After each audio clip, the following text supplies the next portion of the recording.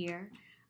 And today we will be talking about a topic that we've kind of been alluding to, building up to since we started, and that is childhood trauma and how that affects not only us, but I'm sure many of our listeners as well.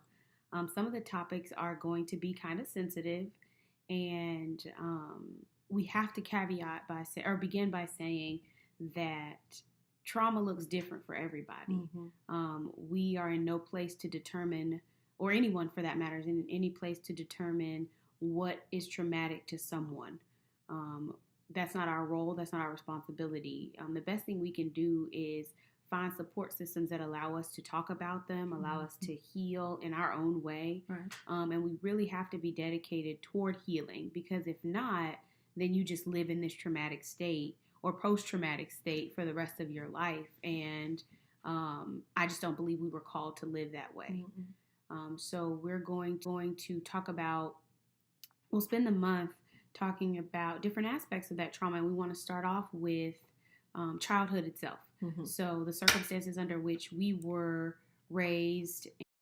And so from the economic standpoint, the fact of the matter is we grew up with nothing, and everybody we lived around didn't have anything. Yes. And so coming from that, that in and of itself is traumatic, because you live through eviction notices. You live through not having hot water. You live through not having electricity. You live through not being able to get a ride somewhere, or to be able to do something. You know, there's certain things that you have to say no to, or your parents have to say no to, because the money is just not there. Right. You know? At least for me, I didn't know we were quote unquote poor until we started having things like adulthood. And I was like, oh, this is not normal. Everybody don't live like this.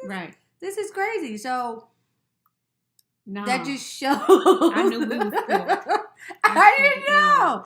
I knew we was poor very early. I didn't know. I will say too, for me, I grew up very gullible and very sheltered. Yeah.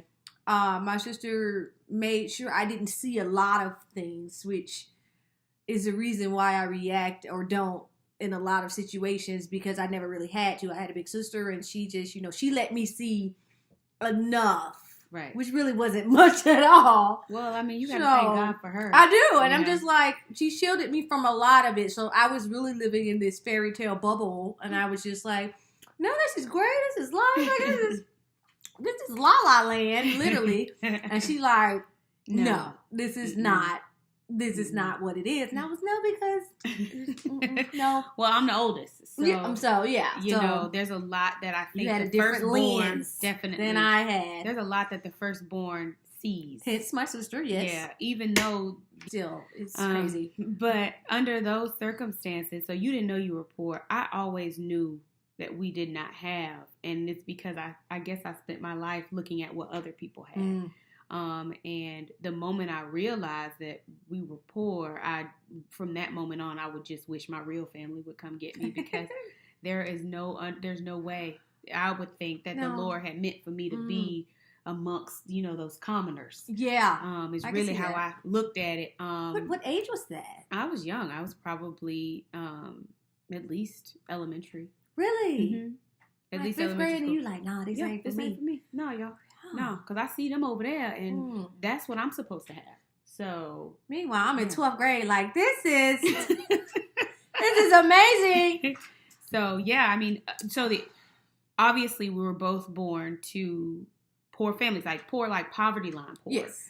Our parents were young, but even if they were older, the circumstances, I know for us, I mean, I was raised in the projects. People didn't own homes where we live. That was a foreign concept. Not only that, but people barely had like any piece of a car. Jobs were fluid in that you could have one in one moment and not have one in the next. And with that type of lifestyle comes, there were folks who didn't know how to manage money, quite honestly. Yes. Just a failure to manage money. And part of that was out of survival. Part of that was, just never being taught, just not being comfortable around money, not having enough money to even be comfortable to get, I can remember deciding, like, maybe this is because I'm the oldest, maybe because I was more intuitive, I'm not sure, but I can remember saying to my mom, I'm going to pack my lunch. And I made that decision because she didn't have money to give me lunch money. And so rather than having her tell me no, I was just like, well, I know it's meat and peanut butter and jelly. I know it's peanut butter and jelly here. I can just pack a peanut butter and jelly sandwich. And just because I just didn't want to have her go through that, it's the reason why I wore a tuxedo to homecoming. Because you remember that. So I thought I was like, dang, why didn't I think of that? Oh, so one year I wore a such tuxedo. A great came out just great outfit. To homecoming, not cross-dressing or anything. It was definitely feminine, very feminine. But it was cheaper to rent a tux and buy like the $20 halter shirt than it was to go buy a dress. And I just did not want to have. There were so many things that I shielded my mother from, or, so that she didn't have to deal with that embarrassment or pain or whatever. It's like, I'll take care of it, and that's always kind of been the role that I've played from an economic standpoint. Like, I don't want to come to you for anything because I don't want you to feel those feelings associated with not being able to have it. Got it. I feel like I was the complete opposite almost, because I didn't understand. And I think about a post that I read recently where your children or even your family don't understand how you can go to work, get a check, but you still don't have money. Right. And that makes perfect sense in adulthood, right? But at the time, like, nah, Ma, it's Friday. What do you mean you don't have gas money? What do you mean you don't have, you went to work all this week. Right. Why don't you have? So I feel like I was more of, I'm an ask. And if she says no, she just says no type thing. But I wasn't privy to understanding the scope of the situation and her economic standpoint. I just was like, no, my mom goes to work. And even with that, though, she always made things happen. Like, I mean, obviously the big stuff, right? So, we have to dress up, Easter, holidays, some school functions, something like that, recitals.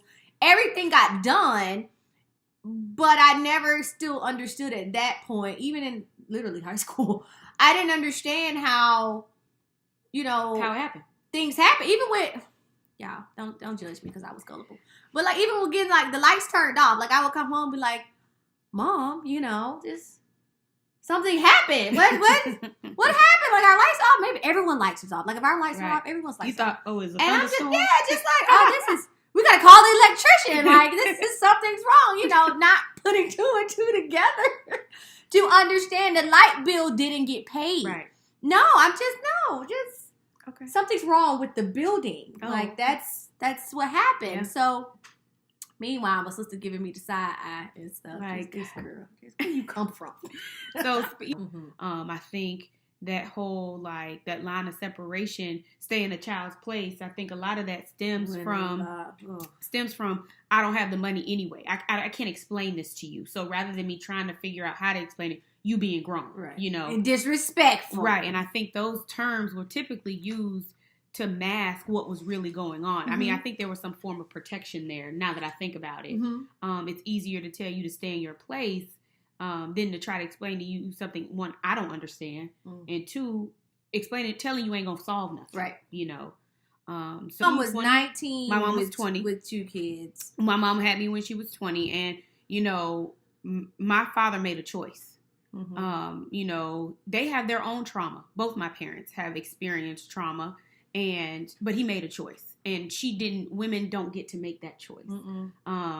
Women have to, for whatever reason, figure it out, stay around, whatever. And so, with that, it's one of those situations where maybe if there were 2 incomes, we could have had a little bit more. Yeah. We don't know, but I just know that the fact being 20 years old and having to figure out, okay, what am I going to do now? And in your mom's case, I'm 20 years old and I have 2 children. What am I going to do? At 20, you still figuring out you still trying to do your thing. And so being raised by young parents, I think also adds an element of trauma because they don't know what they don't know yet. And they need so much from so many people that trying to be grown just kind of goes out the window. You can see they trying to be grown, but you can't be grown when you got to go ask your mama, your auntie, your grandma for money to get you to Friday, you know, or whatever. So with that, you know, our parents did the very best that they could. Our moms did the very best that they could. And at the same time, even though it was the best, it can be criticized. And I think with a lot of particularly Black women, Black people, but in particular single Black moms, you know, there's this, I can't say anything about what my mother did because she is all I had. You know, I can't criticize anything. And Black moms, a lot of Black moms are like that, where you better not say anything about because I'm all you had. Right. You know, what would you have done? Exactly, because it's deemed disrespectful. And because we don't have these conversations about, you know, Mama, I love you, but you did this, or this had this effect, I think that creates an environment where trauma can't heal. You can't heal from it because you're not even allowed to have a conversation about it. You know, and then it repeats itself. Because now you're doing that with your child. Yeah, single parent or not, you teach how you learn. Yep. So it's, well, my mama did this for me. This is how I'm going to raise my child. Yep. To whatever degree you replicate that. Yeah. And it's like, okay, well, if I couldn't talk about it with my mom, you better not come talk about it to me. And it's just unhealthy. It is. What's so interesting, though, you know, is there certain feelings that you could not feel being young, Black, and poor, I think. And one of those feelings is you couldn't feel anger. You could not feel anger towards your parent. You couldn't communicate it. You know, you would see kids be like, I hate you, Mom, or, you know, I really don't. I don't like Mama, look at you. I wish you would. You can't huff. Okay? You walk around breathing, bro. Right. Oh, we got a problem? Right. You could not feel anger. You just couldn't. Because that's a feeling that could not, no, you can't be angry. That's automatic disrespect. That's automatic disrespect, even though feelings they're real. You know, you experience them, you have them. And I think, you know, because you couldn't have them young, you didn't know how to have them in a healthy way. As we get older, you don't know how to have them in a healthy way. And so there's a lot of other, intimacy was something that really could not be felt, you know, because it was just getting through, you know, it was like, it was hard and it was rough and you just had to get through. And even a certain level of sensitivity was not allowed. You know, a lot of things you just had to learn to bury because there was not an environment that would allow you to feel that way. Right. The big girl, you know, people always talk about how boys are taught to not be soft. I think in the Black community, poor Black community, women are taught not to be soft. Nobody can be soft. No. Can't nobody be soft. Like, everybody, if you soft, you're going to get taken advantage of. Man, woman, whatever. So, you know, and just understanding that the support that I felt like, we all have things that touch us differently, right? And so for me, it wasn't so much, it was economic, but it was also social emotional. Like, I feel like I needed additional emotional support that I just did not receive. And so I learned very quickly that if you're going to, that you can rely on parents for food and clothing. And that's it. Like, and lights and stuff. You know what I'm saying? Like, the tangible things. And to them, that meant everything because of what they had to do to get it. You know, and I understand that.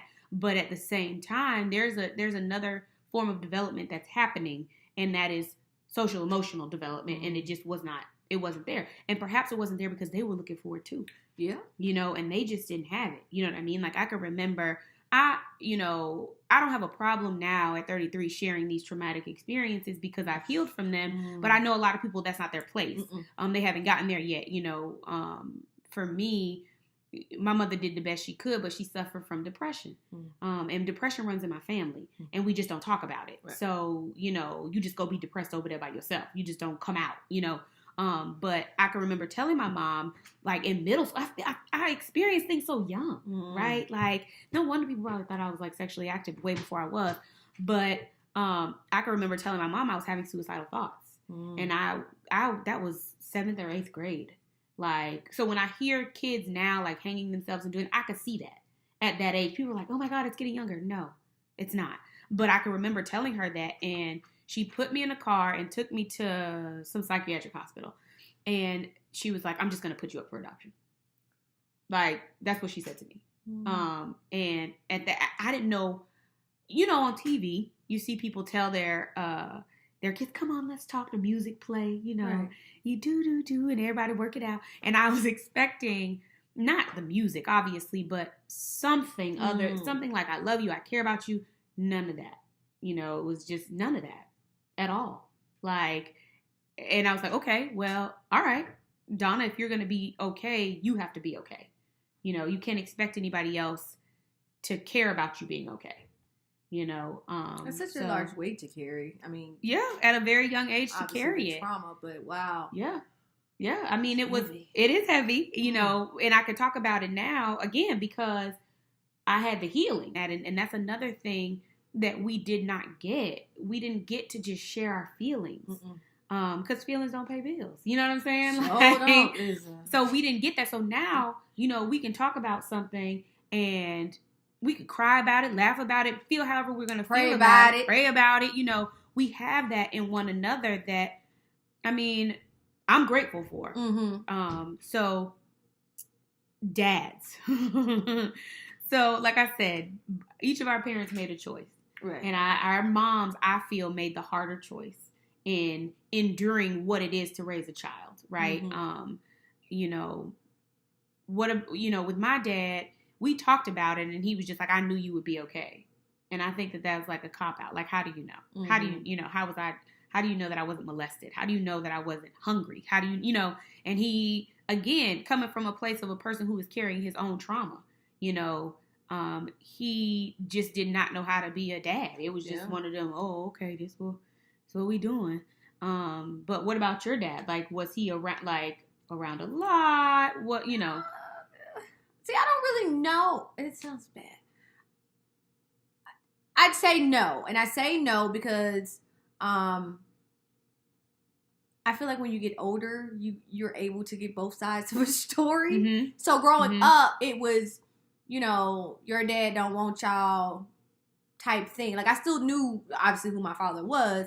And his mom, I was around my grandma a lot and things like that, but I didn't see him as much as obviously my mom. But I mean, I knew where to find him, I suppose. But it was always, you know, my mom really had nothing nice to say about my dad when we were growing up. But then as I got older, me and my sister, and we had to basically build a relationship with my dad, then it was like, oh, well, your mom kept us from him. Right. So then it was like, well, dang, mom, like, you knew I wanted to hold dad out here. You know, so it you had her side, his side, and the truth, and it's buried in there somewhere. Right. Right. So I'd like to hope that he wanted to be a part of our lives, but to say that he was there to fight for that I didn't see.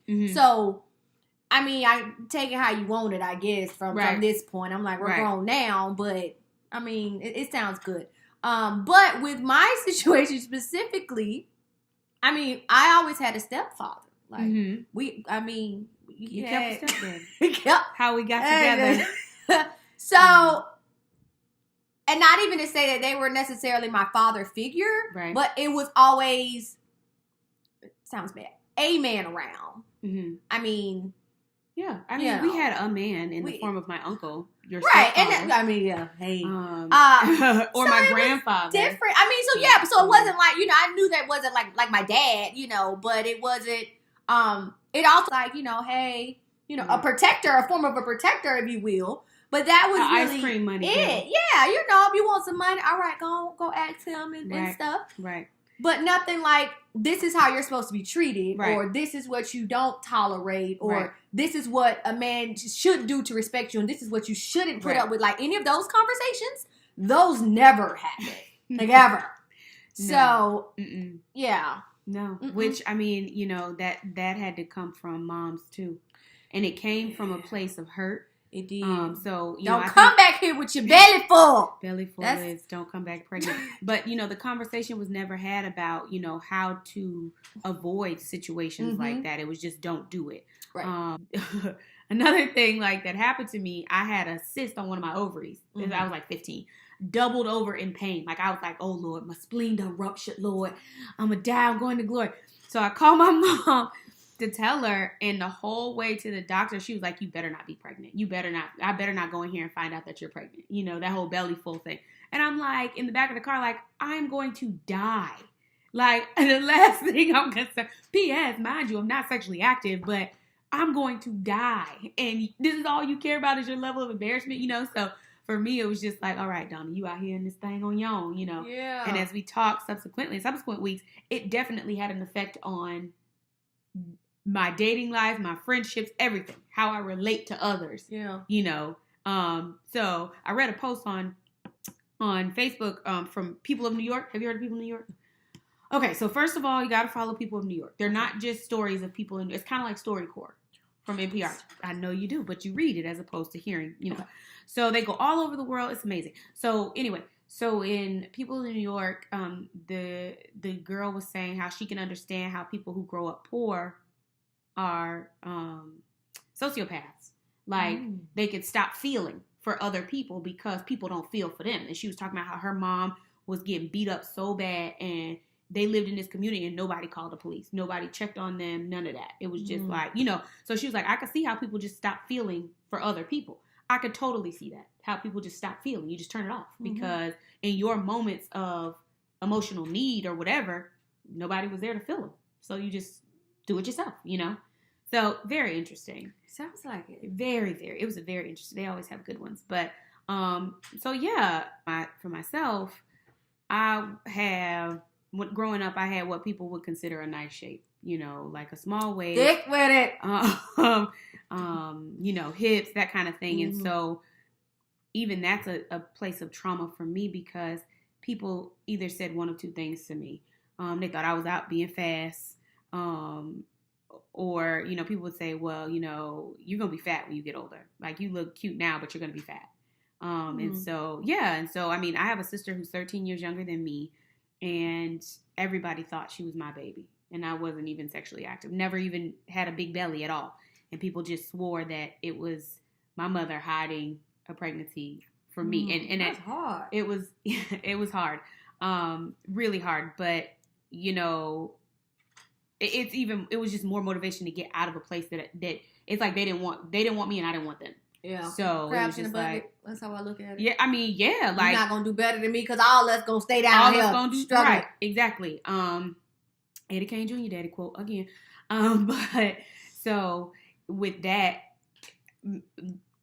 the whole just how to be in relationship, how to do it, all of that, like all of that was just it didn't exist. Yeah. It didn't exist. Like you see men and women together, but it was never healthy. Never a good relationship. Like there were no good relationships. Even married people, they was just together because they was together. It wasn't anything. It wasn't anything. Yeah, it was never loving. I want to be like the so and so's. Yeah, it was It was usually people on TV. I want to be like, because, and I know some people may disagree with me, but for me, my grandmother raised me. My aunts raised me. There was people around. Now, all of them were struggling financially, but there was always somebody there to watch us. We weren't ever home alone. We weren't ever like, it was never a situation where my mom was by herself, and yeah, she was a single parent in that my father was not there, but we were raised communally. Yes. And because we were raised communally, it was a bunch of moms.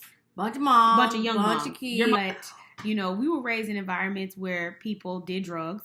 We lived, both my neighbors, right and left, did drugs. You could see people. We used to mess around with like crackheads, like aggravate them when they was high.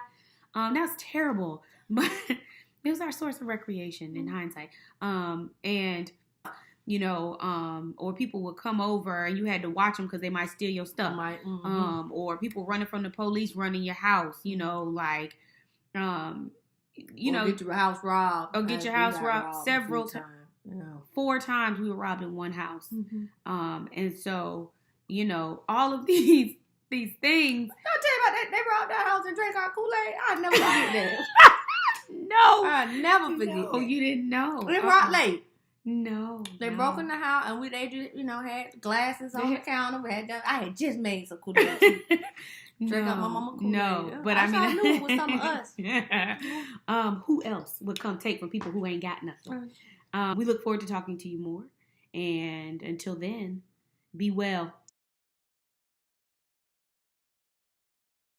The best way I can describe it is like a scab that never heals. Mm-hmm. Like at any moment it could be picked raw, because it just never gets to that place. I think a lot of us are living in a scab place because the feelings that you need to feel in order to heal, we just don't know how to feel them.